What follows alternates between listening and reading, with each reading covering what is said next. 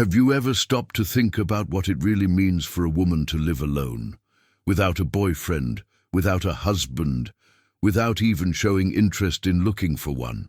At first glance, it may seem strange, even disturbing to some. After all, we were taught that a fulfilled woman is the one who finds her partner, builds a family, and fits into the social framework of happily ever after. But what if I told you that there is something profoundly liberating about this solitude, something that most people are afraid to face? This woman who lives alone is not lost, she is finding herself. And the most uncomfortable thing about this truth is that it doesn't seek, it doesn't wait, it doesn't need to be saved. She decided to have enough, and this is not an act of pride, it is an act of courage. Because choosing yourself in a world that expects you to mold yourself to others is revolutionary. Carl Jung taught us that everything we deny in ourselves becomes part of our shadow, and perhaps this woman who walks alone is precisely the reflection of this collective shadow, the mirror of the freedom that many desire, but few have the courage to live. It's not absence, it's presence. It's not coldness, it's focus. It's not a rejection of love, it's a rejection of everything that diminishes. And the question that remains, the one that insists on echoing in the depths of our soul, is, are we ready to understand the strength of a woman who chooses not to depend? Or do we still need to unmask our own fears before seeing it? When you look at a woman who lives alone, what do you see? Absence, lack.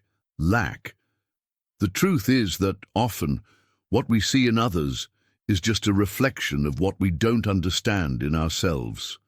Society has conditioned us to believe that being alone is failure, that the silence of an empty house is a cry for company.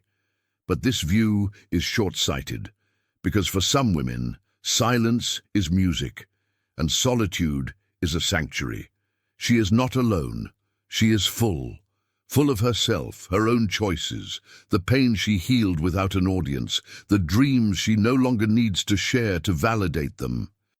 She found something that cannot be bought, cannot be begged, cannot be found in other people's promises. She found her own company. And that, as simple as it may seem, is rare. Carl Jung called this state individuation, the profound and often painful process of becoming whole, of integrating light and shadow, of being one without depending on the other.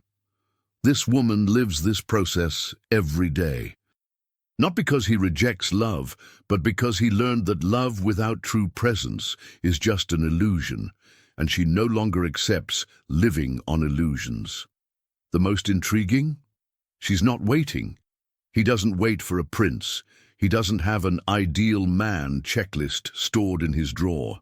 She lives in the now, intensely, without rush, without need, without ghosts of, I need to have someone. Your life is not a wait, it is a flow. And in this flow, she dances alone, but never feels alone. Its fullness bothers you. It's uncomfortable because it dismantles the logic that we need others to be happy. This is disturbing because it reveals an uncomfortable truth. Many are in relationships just to escape themselves. Not her. She faced herself and won. Not because he's always fine, but because he's learned to accept even what hurts. While the world rushes to fill voids with superficial connections, she goes deeper. Don't look for distraction, look for meaning. And perhaps that's why it's so rare, so misunderstood, so judged. But what the judges don't know is that, in her solitude, she found something that no one can take away. Freedom. Freedom to be, to feel, to choose. Freedom from not needing to adapt to fit.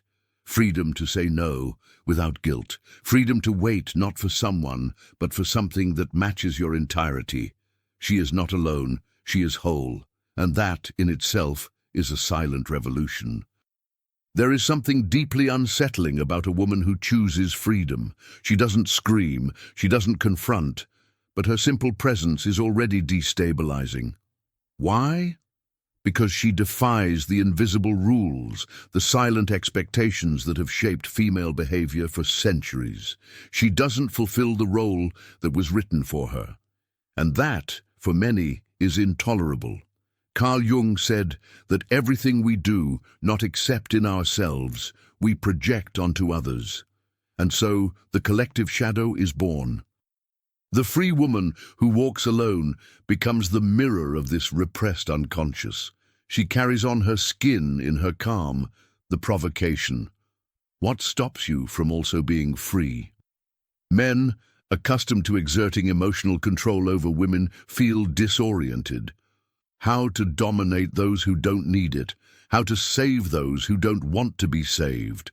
She does not need protection, because she has already faced greater dangers within herself. You don't need approval, because you've already validated yourself. And he doesn't accept sentimental trophies, because he has already achieved the peace that many don't even know they seek. And the most uncomfortable thing, she doesn't reject men, she just doesn't idolize them. She sees the masculine with clear eyes, without idealizations, without submission. And this clean vision, this clarity is scary, because it reveals the fragility of a system that has always relied on women's emotional dependence. But it's not just men who fear it. Other women are also uncomfortable. Those who still live trapped by, "I need to be chosen," by, "It's better to be poorly accompanied than alone." Because seeing a woman who chooses her own path means having to face her own chains. And not everyone is ready for this vision. This woman became the archetype of silent revolt, not the noisy revolt, but the one that takes place inside, in the constant refusal to live half-heartedly. She is not at war, but her peace is subversive. Because living well without a partner challenges the social contract of love as a currency of validation.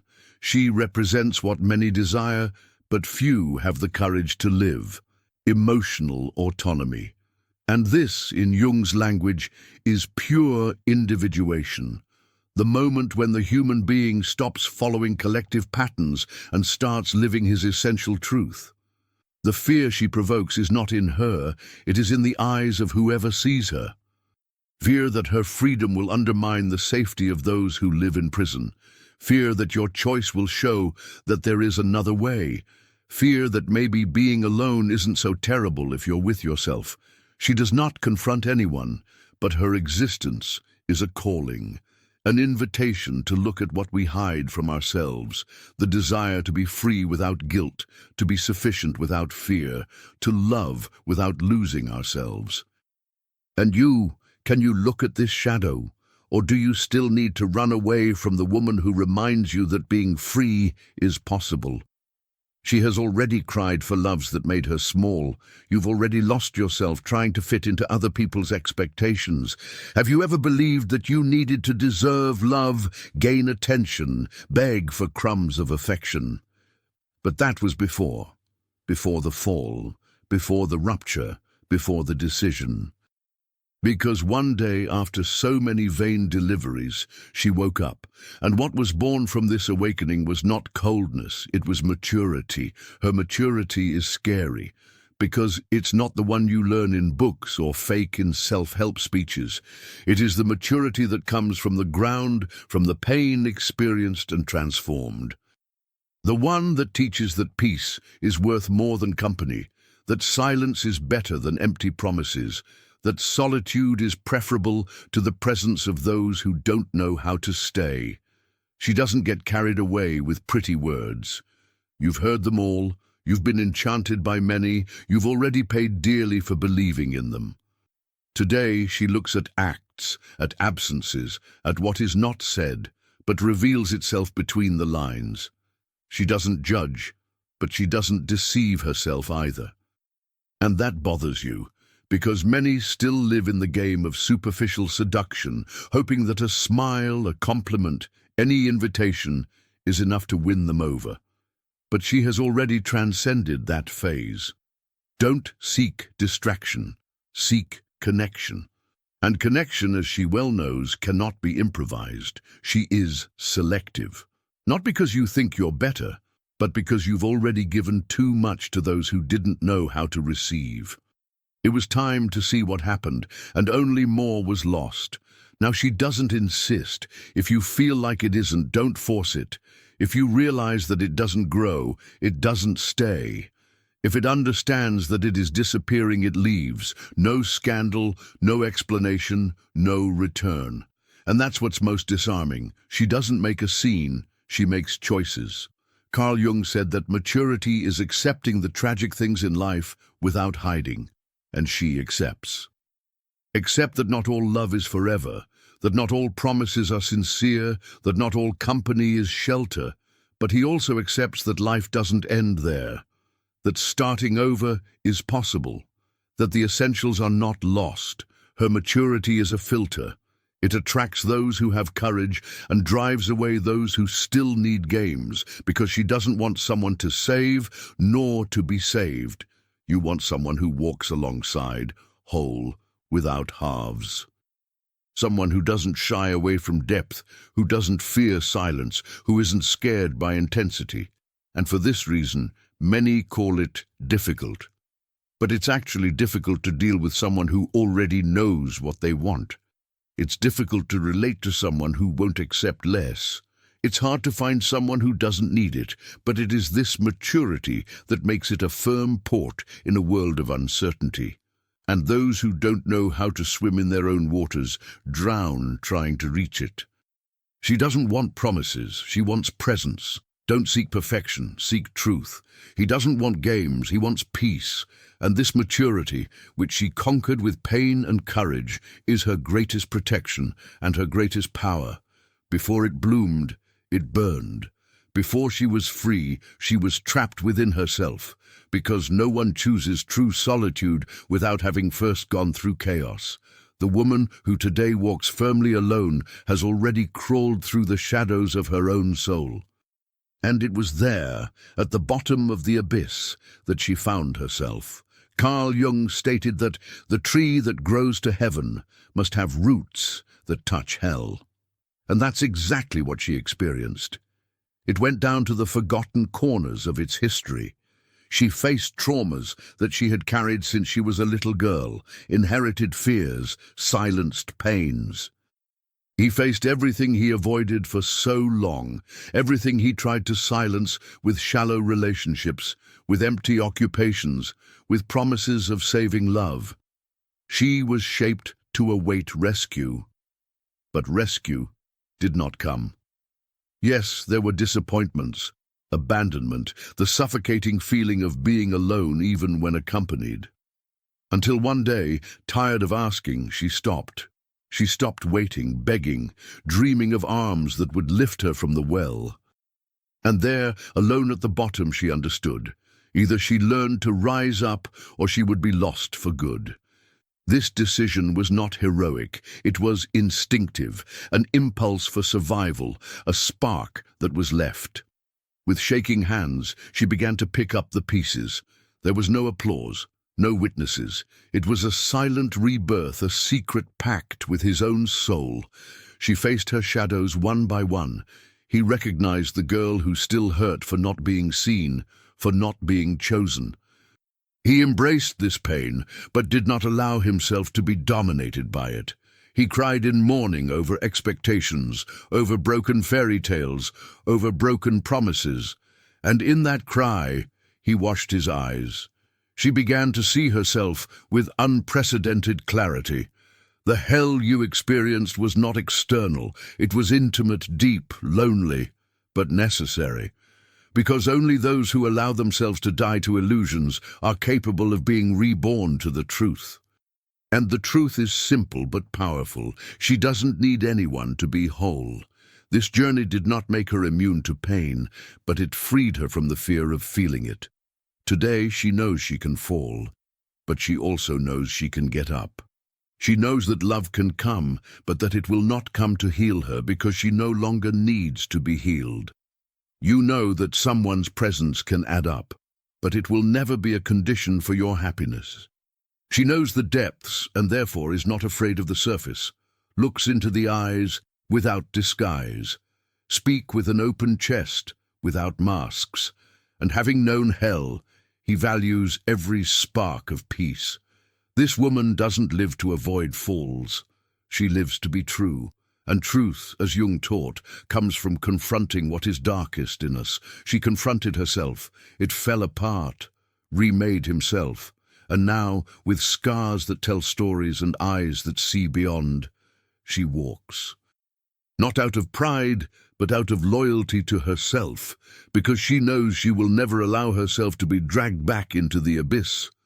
And if someone wants to walk alongside you, let them come with their own light, or learn to bear the intensity of their shine. She didn't give up on love. He just stopped accepting it in its diluted, distorted, unhealthy form. For a long time, he confused love with need, with attachment, with sacrifice.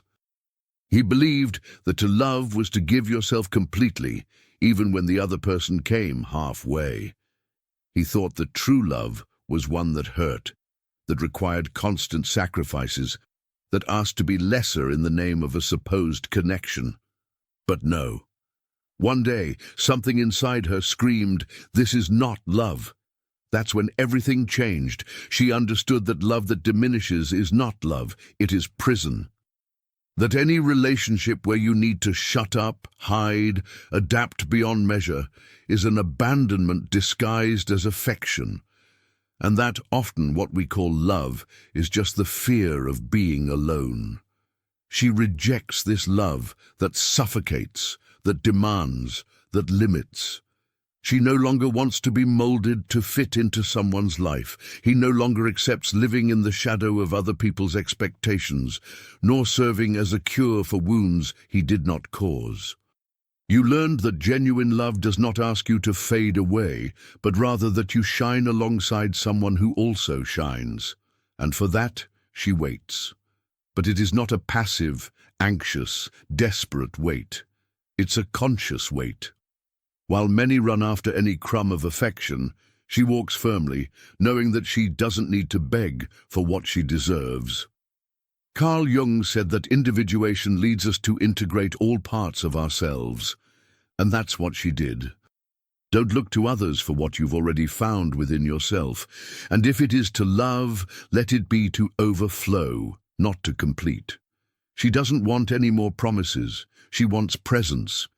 He no longer wants passions that inflame and then consume. He wants a constant fire that heats without burning. Don't look for a savior, look for a companion, someone who doesn't fear your strength nor is scared by your vulnerability. This woman knows what she's worth. And for this reason, many call her demanding, cold, arrogant.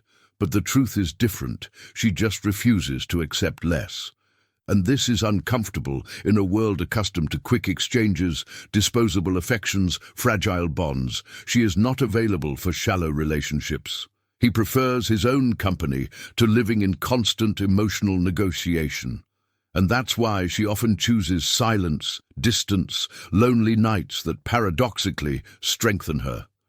Yes, she dreams of love, but a love that elevates, that respects, that expands.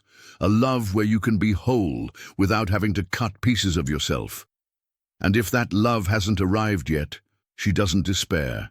Because he knows that the full emptiness of solitude is worth more than the suffocating presence of those who don't know how to love.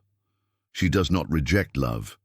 He only rejects what the world insists on calling love, but which is nothing more than disguised neediness.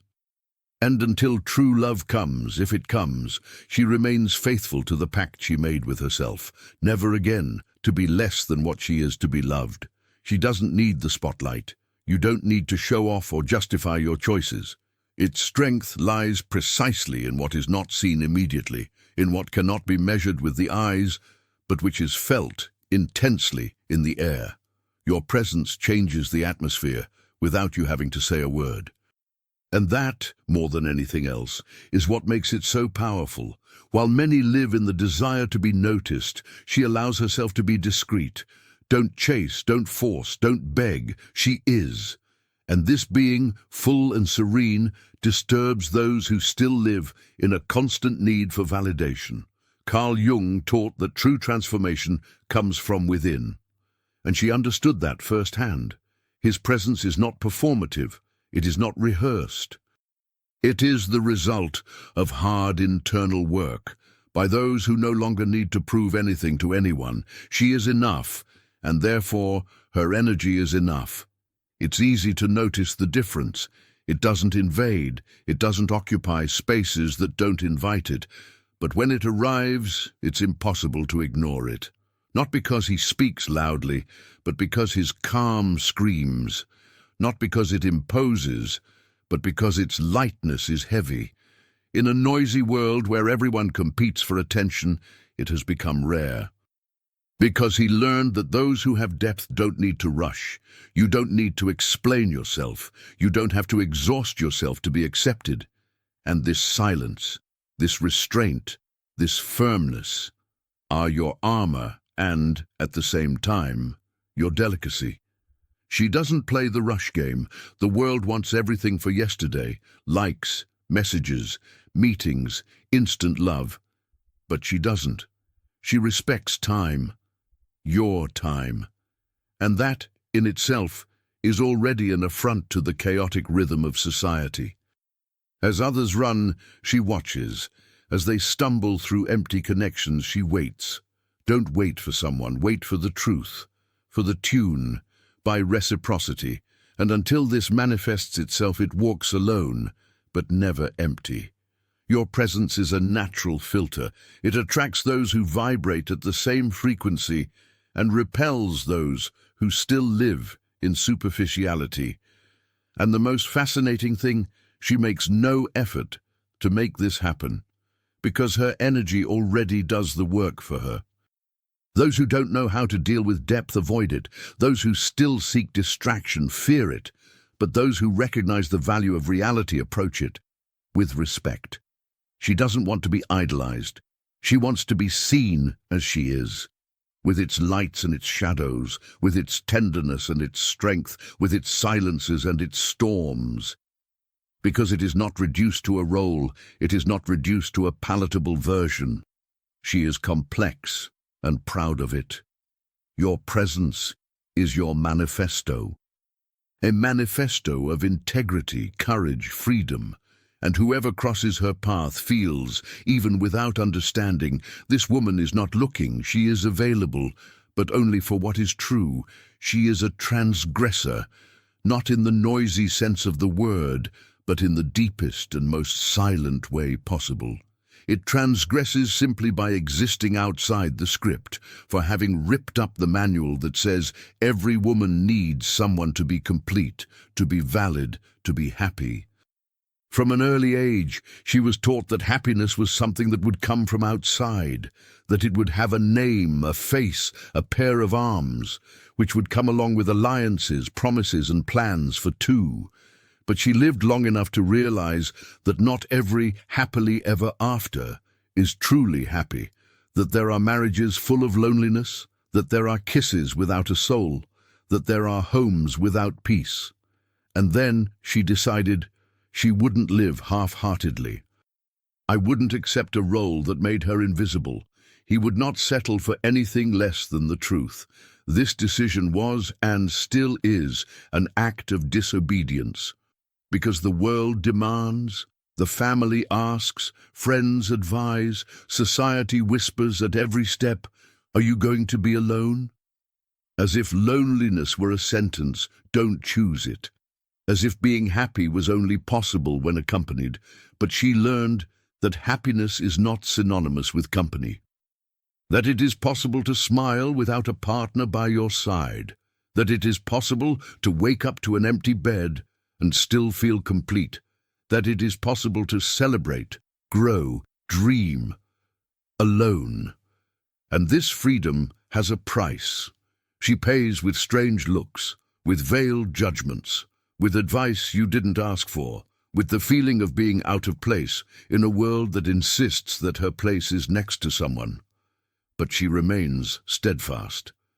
Because what he achieved was not just autonomy, it was peace. A peace that does not depend, a peace that does not fluctuate with the presence or absence of another. a peace that comes from knowing that everything she needs is within her. Carl Jung said that where convention rules, there is no room for authenticity. And she chose authenticity, even if it meant breaking with everything expected of her. She is happy, yes, not every day, because no one is, but he is happy with the journey itself.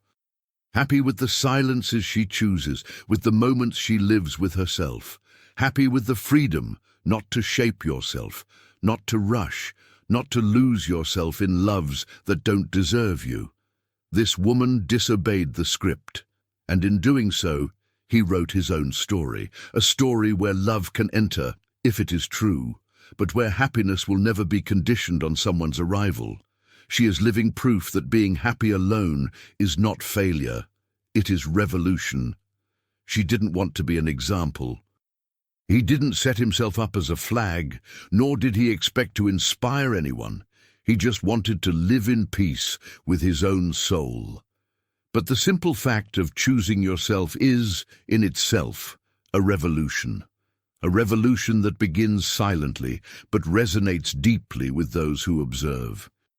How many times have you asked yourself if living alone is a sign of failure? How many times have you felt shame, fear, or doubt about not being in a relationship? Society has made a point of teaching us that loneliness is a punishment, that the absence of a partner is a symptom, that happiness needs to be shared or it is not worth it. But what if true happiness is precisely this, being with you, for you, at peace with who you are? Carl Jung said that what we face in ourselves becomes destiny. She faced it. She faced the fear of not being loved, the fear of being forgotten, the fear of never being enough. And when she looked those fears in the eyes, she stopped being their slave. Today, she writes her destiny with her own hands. She doesn't wait for anyone. But it's open. You don't have to, but you choose. It does not run after it, but walks alongside it, if there are those who have the courage to follow its depth. And now I ask you, how many parts of you are still shaped by the fear of being alone? How many times have you accepted less so as not to feel empty? How many times have you hidden your light to fit into someone's space? Perhaps deep down, this woman's story is also yours. Maybe you are feeling a calling, a whisper that says, it's time to come back to yourself. This is the real revolution. It's not about rejecting love, but about refusing what hurts. It's not about closing yourself off from the world, but opening yourself up to what's real. It's not about being alone, but about being whole. If this message touched something inside you, don't ignore it. Share. Let other women also remember the strength they carry. Comment, say what you felt, and if you want to continue on this journey of awakening, subscribe to the channel. Because together, even on lonely paths, we can light small flames of freedom. After all, being true to yourself is the most revolutionary love there is.